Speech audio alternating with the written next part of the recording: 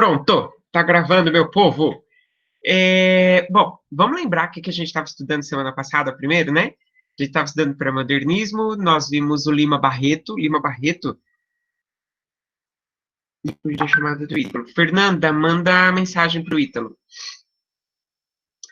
Tá, semana passada a gente falou sobre Lima Barreto, que o texto dele é um texto. Fernando, desculpa, Fernando. Ai, gente, ó, é que é chat e falar, eu não consigo. Ó. O terceiro ano eu falo assim, para o chat, aí eu consigo dar aula.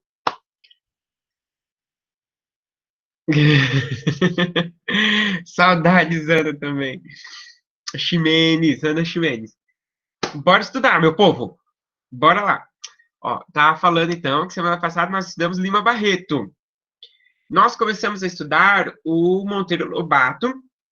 E o Monteiro Lobato, ele tem aquela produção do Vale do Paraíba, né, que eu disse a vocês, que a gente. O Vale do Paraíba é uma região em que fica entre o estado do Rio de Janeiro e o estado de São Paulo, e as pessoas que moram ali naquela região são pessoas que não têm assistência governamental, né? É um desprezo governamental.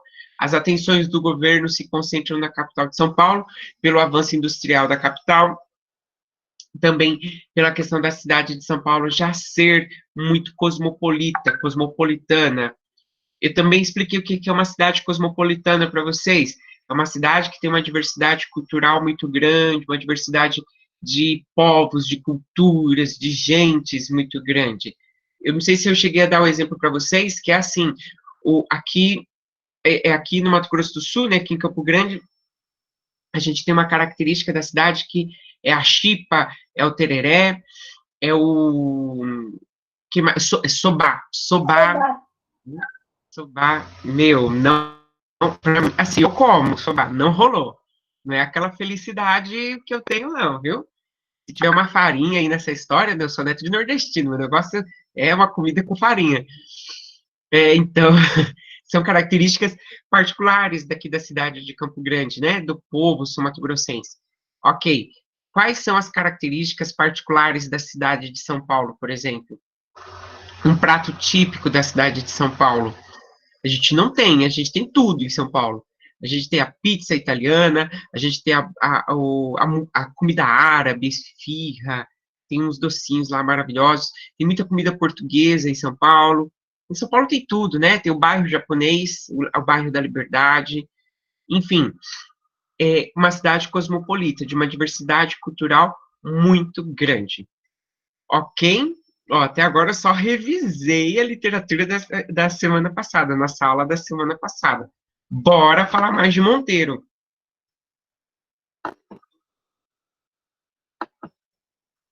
Por isso que o MSP tem tudo em um lugar só. Pois é, Isadora. Não só, você não gosta de São Paulo só porque tem tudo em um lugar só. Você gosta de São Paulo porque o povo de São Paulo é um povo muito bom, né? É um povo gente boa, é um povo alegre, é um povo feliz, é um povo sorridente.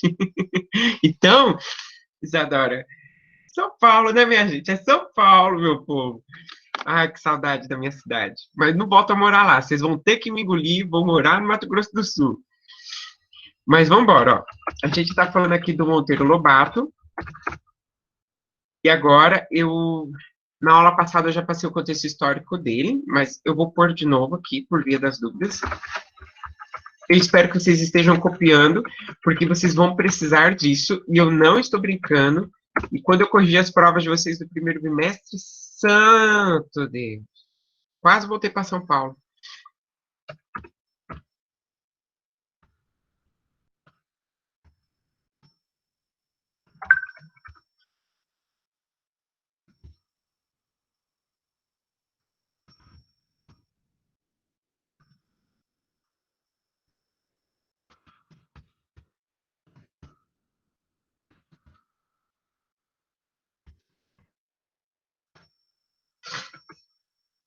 Bom, então temos aí o contexto histórico. Semana passada eu coloquei só outra língua portuguesa, mas é a mesma coisa. pegar meu livro aqui, que eu gosto muito desse livro para explicar o Monteiro. O Monteiro Lobato, ele teve de herança fazendas de café. Então, ele era um homem muito rico. O Monteiro era um homem muito rico. E por isso que ele fala do Vale do Paraíba com essa propriedade, porque a fazenda de café dele fica no interior aqui de São Paulo, eu ia falar, no interior de São Paulo, né? Então, ele vive essa questão interiorana, ele vê como que é essa vida interiorana. Ok. Feito isso, nós vamos para a estética do nosso autor e nós vamos dizer que ele é. Já está me dando fome. Polêmico e visionário. Bom, em que sentido ele é polêmico? O Monteiro Lobato vai falar de questões da época que são questões, assim, um tanto difíceis de serem tratadas. Por exemplo, o espaço do negro na sociedade. Lembrando que a gente está muito perto da abolição da escravatura. Quando o Monteiro Lobato está escrevendo, não fez nem 10 anos que aboliu a escravidão aqui no Brasil. Então, o camarada está tratando de um assunto que está muito ali vivo, está muito forte, está ali latente na sociedade, né? O povo está discutindo muito essa questão dos negros na sociedade.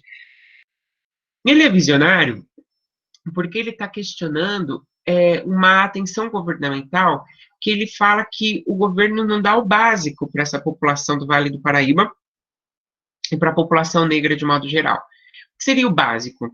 A alimentação é básico? Sim, é básico, mas dar o alimento hoje acaba amanhã. E por que o governo não dá, por exemplo, educação? Por que o governo, por exemplo, não dá escola para esse povo? Por que o governo não dá para esse povo atenção, instrução, informação, formação? Essas são as questões que ele aborda.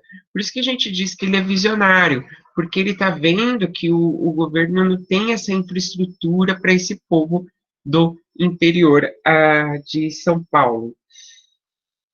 Deixa eu ver. Então, ele vai abordar muito essa questão que tem um cotidiano de ignorância e miséria no Vale do Paraíba.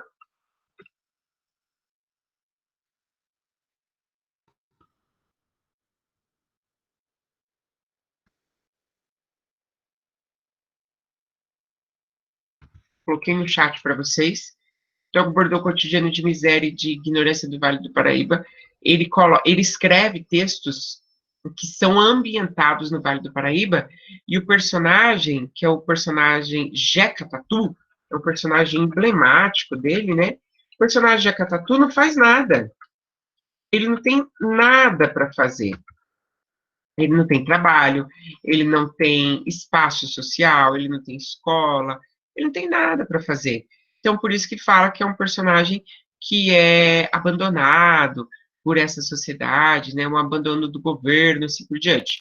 O Jeca Tatu, quando ele acorda, ele pega um capinzinho, deixa eu ver, vou pegar aqui minha caneta mesmo, pega um capim, ele fica mastigando o capim embaixo de uma árvore e pronto, fica lá. Não tem nada para fazer. Então é um cotidiano de miséria e também de ignorância. Porque o Jeca Tatu, ele, de certa forma, ele não busca alguma coisa para fazer. Ele não busca plantar, ele não busca colher alguma coisa da terra. Aí tem o lado visionário do Monteiro Lobato. Por quê? Vamos dizer que nós vamos dar esse olhar para o Jeca Tatu. Aí nós vamos ser o quê? Maldosos. A gente vai dizer, pô, o Jeca Tatu é mó vagabundo, o Jeca Tatu não quer trabalhar, o Jeca Tatu não faz nada, né? Que cara é esse? Que sem vergonha. Aí o Monteiro Lobato, ele é visionário no sentido de que ele não vai falar que o Jeca Tatu é esse camarada aí vagabundo, vadio. Ele vai dizer assim, poxa, a gente podia dar o quê? Instrução para o Jeca Tatu. A gente podia colocar o Jeca Tatu em uma escola. O Jeca Tatu podia começar a aprender a ler, podia começar a aprender a escrever e mudar o seu próprio futuro. Essa é a abordagem que ele faz do Jeca Tatu. Então, ele é visionário nesse sentido de vê que a gente, para progredir, no caso do Jeca Tatu, precisa ter, então, instrução para esse camarada. Tudo bem? Eu queria saber se até aqui vocês entenderam. Sim, Isso, Isadora, isso mesmo. Ele tinha amarelão, ele tinha. Porque ele não usa sapatos, né? E aí ele contrai doenças por causa de que ele não usa sapatos, ele bebe água suja. Como é que fala aquela água? Água saloba, né? O povo fala antigamente assim, água saloba. Os filhos dele têm barriga d'água, assim por diante. Sim, Isabela, ainda tem muitos alunos meus que ainda que já não usam mais o termo jeca, né? Que é um xingamento. Um xingamento, tipo assim, ah, seu jeca, fica quieto. Minha avó fala até hoje, ô, seu jeca, vem aqui. Que significa muito lerdo, muito parado, né? Ô, seu jeca, vem aqui. Então ela faz muito isso.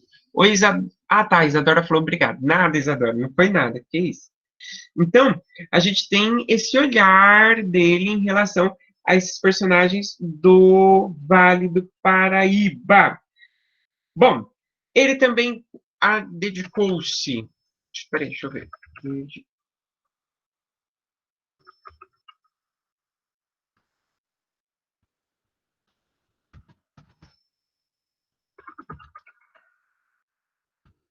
Ele vai fazer muitas análises de problemas que nós temos na nação brasileira. E ele criticou, mas gente, criticou mesmo a nossa organização, no caso do governo, né? Nossa organização social, política e econômica.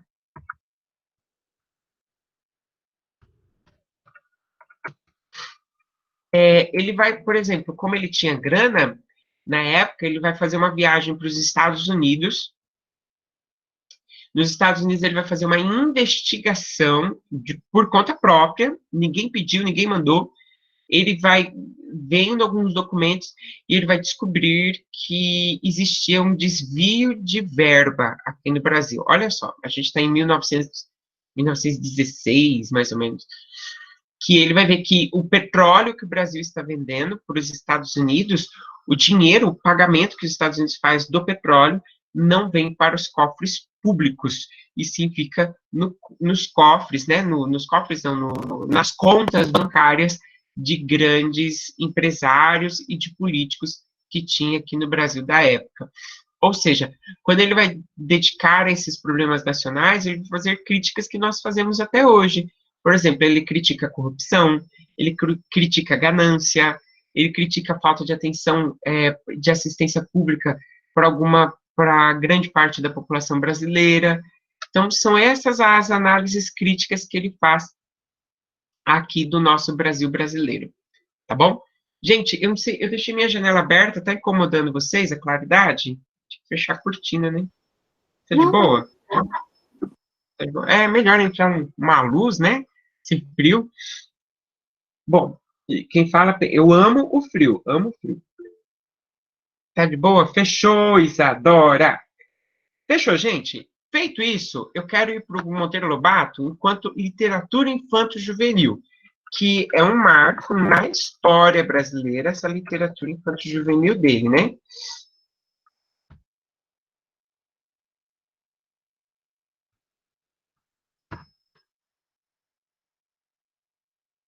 Não, Zé, eu sinto muito frio, Zé, eu sinto muito frio. Isso daqui, ó, eu nem uso aqui direito. Isso daqui não é uma coberta, isso daqui é um cachecol que eu uso quando eu vou pro exterior, né? Só que aqui no Brasil tá para usar de coberta. Aí eu coloquei aqui, ó. Pronto, tá ótimo. Zé, não esqueci que você me deve um bolo, hein? Um bolo, menino. Tá. E o. Fernando, isso daqui é um cachecol.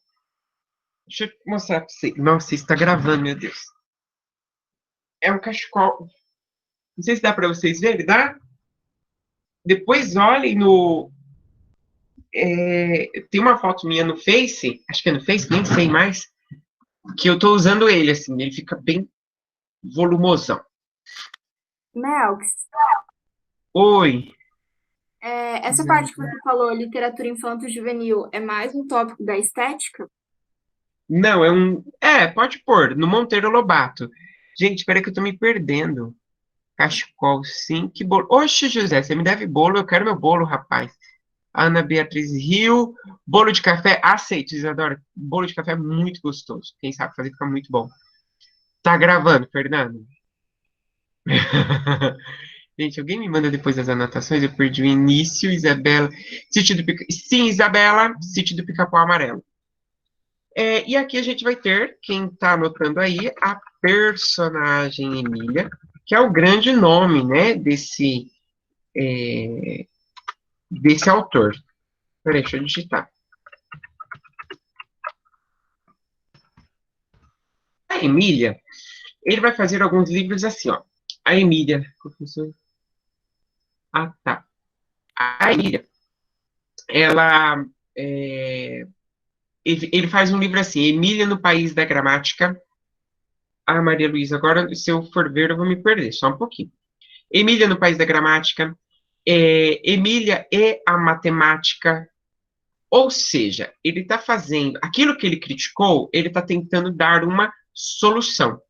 Como assim? Por que não fazer desses livros da Emília livros didáticos? E aí esses livros podem ser utilizados com essa população do interior, que é a população do Vale do Paraíba. Então, fazendo isso, o autor ele está querendo solucionar um problema, um agravante aqui do Brasil, que é a falta de educação que tem a população do interior. Ufa! Pessoal, alguém ficou com dúvida? Aqui que eu termino o Monteiro Lobato. Certo? Todo mundo sabe tudo?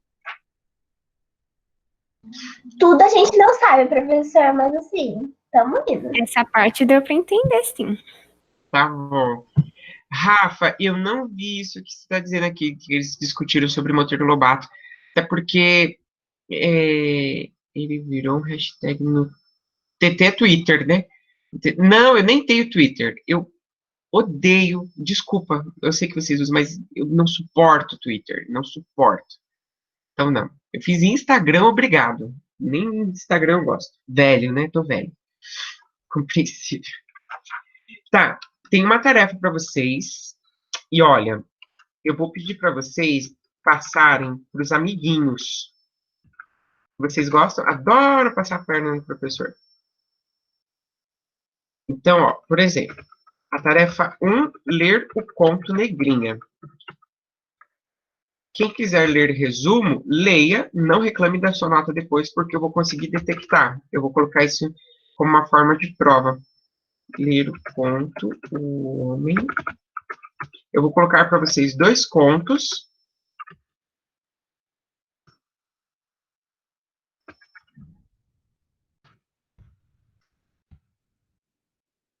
Então, ó, o conto Negrinha é do Monteiro Lobato. O Homem que Falava Javanês é do Lima Barreto. E esses 2 autores eu já expliquei para vocês.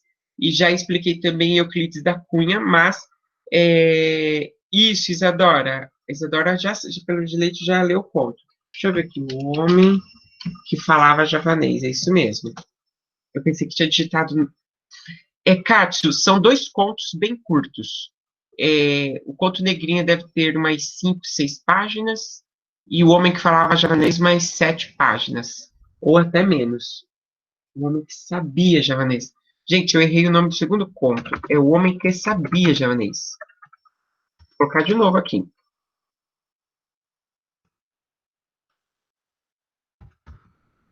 Pronto. O homem que sabia, não é que falava javanês. Ele fala javanês ao longo do texto. E aí, esses 2 contos serão utilizados como forma avaliativa do segundo bimestre de vocês. Então, por gentileza, foco, leiam os contos. Vou pedir a vocês para vocês tentarem ser, não que vocês não sejam, mas para algumas pessoas essa mensagem vai valer. Sejam honestos em ler esse texto, porque assim vocês vão conseguir alcançar nota, que vocês, quem precisar mais são vocês, né? Sem contar que aí também a gente está preparando vocês para o vestibular, para Enem e etc. O passe o FMS, tem normal para vocês assim por diante. Sim, Maria Luísa, eu vou cobrar em prova depois. São textos bem curtos, então, de boa. Não precisa, ao longo da semana dá para vocês lerem esses textos tranquilamente, tá bom? Mesmo estando corrido. Obrigado, Felipe, obrigado, são seus olhos, tá bom? O frio deixa a gente bonito. E é lógico que aqui, chamada... Não, Fernando, mas se quiser, tchau, pode ir. Gente, nós temos tempo ainda. A aula termina, acho que como é que é? Falaram aqui em cima, é meio-dia alguma coisa. Meio-dia e 25. Ah. Gente, o nosso próximo autor é o Augusto dos Anjos. E aí, com esse autor, Tomou de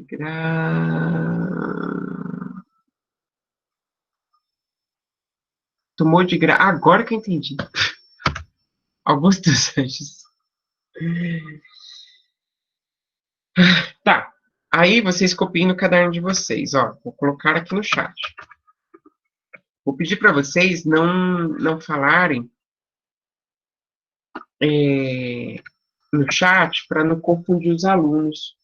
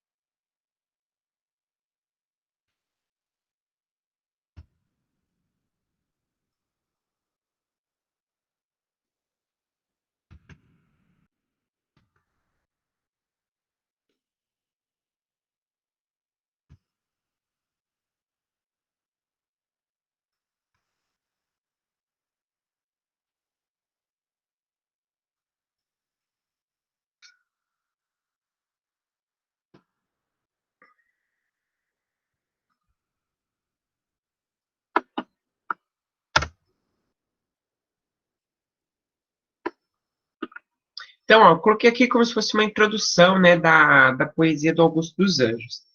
Bom, vamos falar da vida pessoal do autor? Ele nasceu na Paraíba, como está aí, ó, o poeta paraibano. Ele casou-se, perdeu a esposa dele grávida, perdeu o filho, sofreu um aborto. Ele ficou extremamente sensibilizado com isso, porque ele queria muito ter esse filho. A esposa teve, se eu não me engano, duas ou três gravidez. E todas essas gravidez dela, ela perdeu os filhos. Ele era um homem triste por isso. Depois ele fica viúvo, perde a sua esposa, e ele morre aos 30 anos de idade, vítima de uma pneumonia muito forte.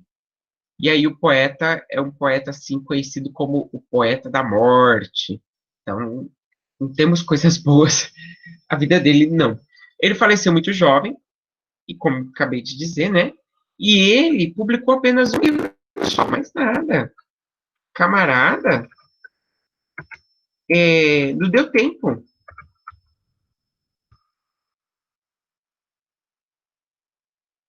Ele publicou a obra Eu. Aqui no título, no chat para vocês. Ele publicou só esse livro, Eu. Veio a falecer, né, aos 30 anos de idade. Ele tinha outros textos escritos, outras poesias escritas, e essas outras poesias não deram tempo de ser publicadas, né? Ele faleceu antes de conseguir publicar as outras.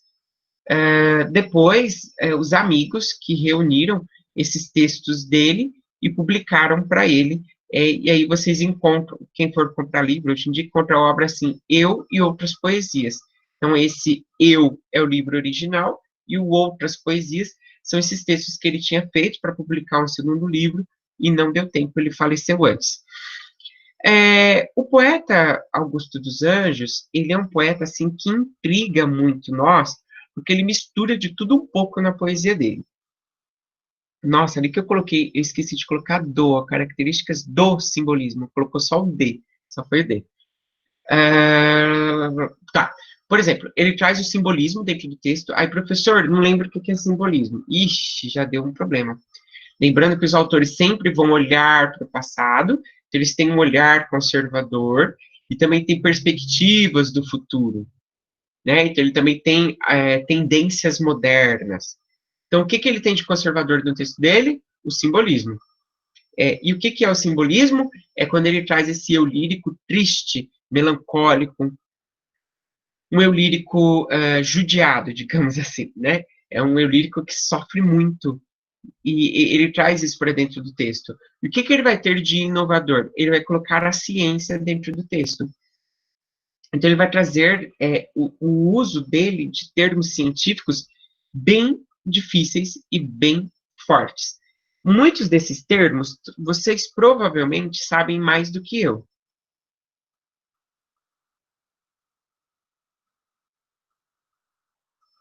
Por exemplo, eu nunca tive, eu infelizmente, né, eu sou aluno de escola pública, e na minha época, eu sou daquela época que não tinha nem professor na escola, né?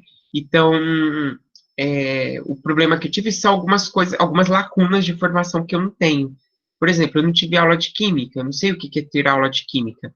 O Augusto dos Anjos usa em seus textos muitos termos da química. Então, termos que seriam da tabela periódica. Isso é apresentado no texto dele. Tanto que uma característica dele é o vocabulário incomum. Peraí, deixa eu digitar isso direito. Um vocabulário incomum, ele não tem um vocabulário que a gente encontraria em outros textos. Então, ele usa termos da química, da biologia, da física, o que seria o mesmo que a gente diz termos científicos para dentro da sua obra, tá bom? Além disso, os temas abordados. São temas que a gente fala que são temas inquietantes. A morte, a podridão do corpo. Gente, esse aqui eu acho estranho, mas ele faz isso. Do corpo humano.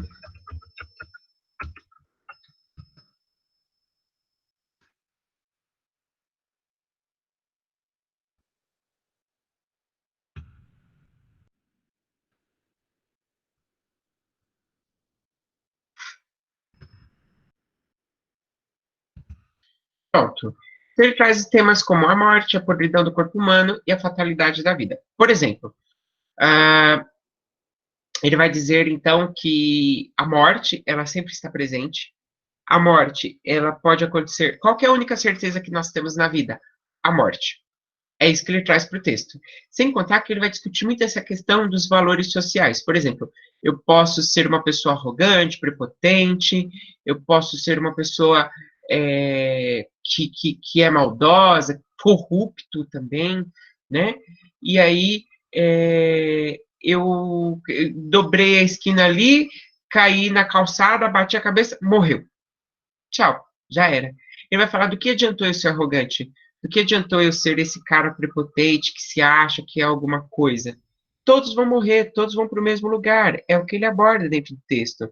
E a podridão do corpo humano é que vai falar, tanto eu que sou arrogante, que sou prepotente, como aquele sujeito mais humilde, nós teremos o mesmo destino. Qual? A podridão do corpo. O nosso corpo virará verme. Sem brincadeira, ele diz desse jeito mesmo. Tanto que ele ganhou um apelido, o poeta dos vermes. Ou, o outro apelido, o poeta da morte.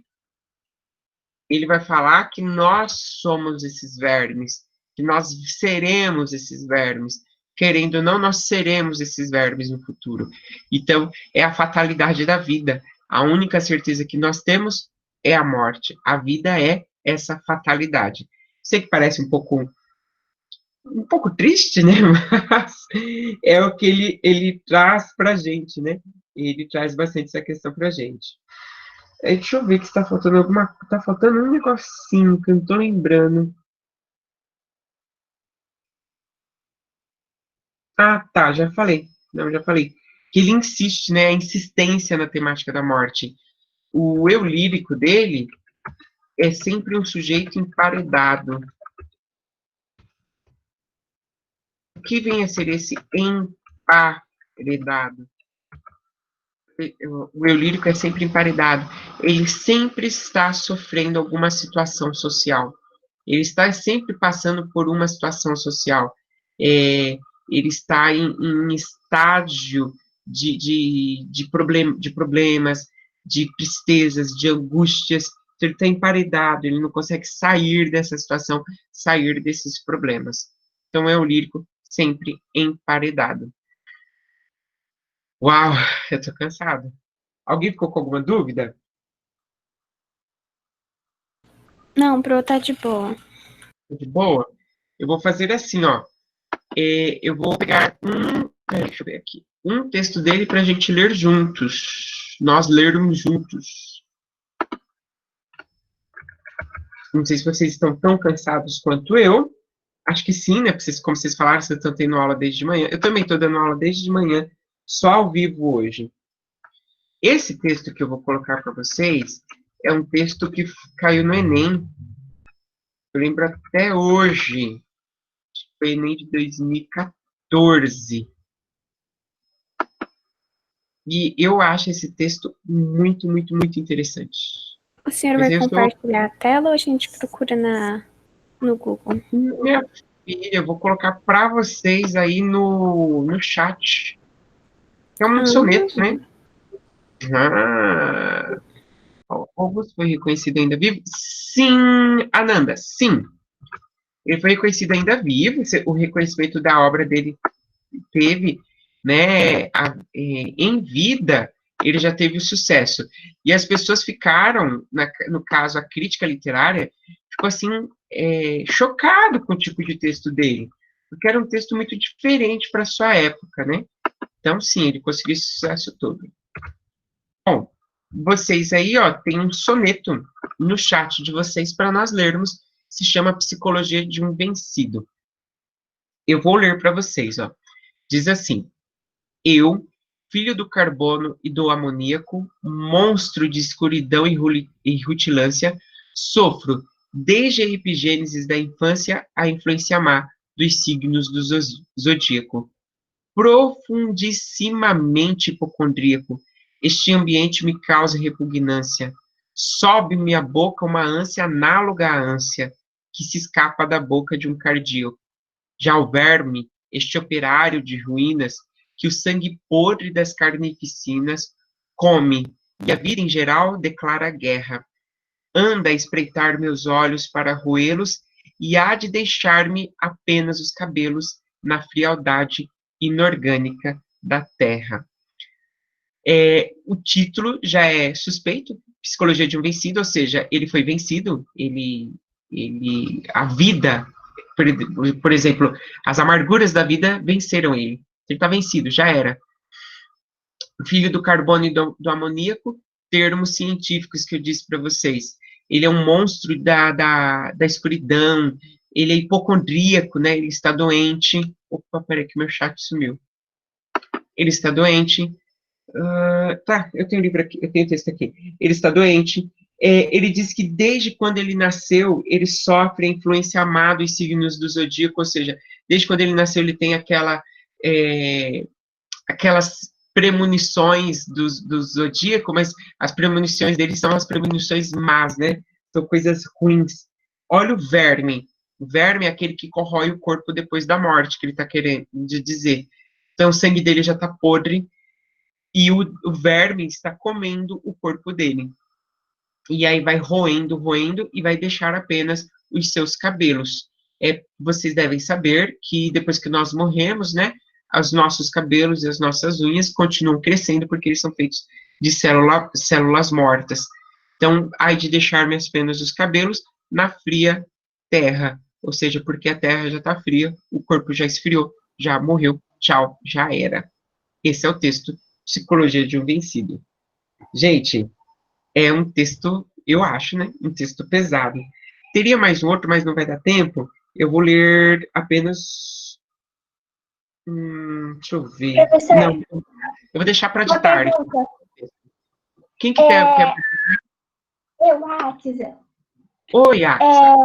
eu tenho uma dúvida. Ele pode ser considerado um poeta reflexivo, com textos reflexivos pela sua temática? Reflexivo, você quis dizer? Isso.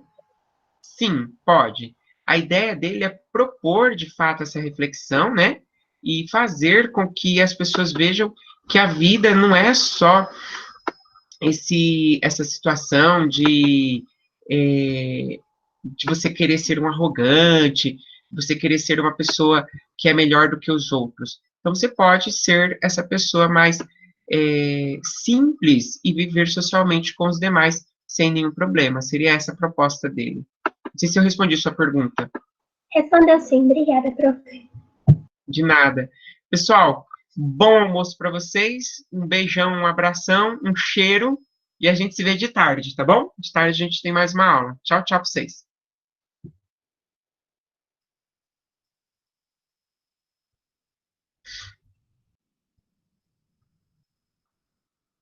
Tchau, professor.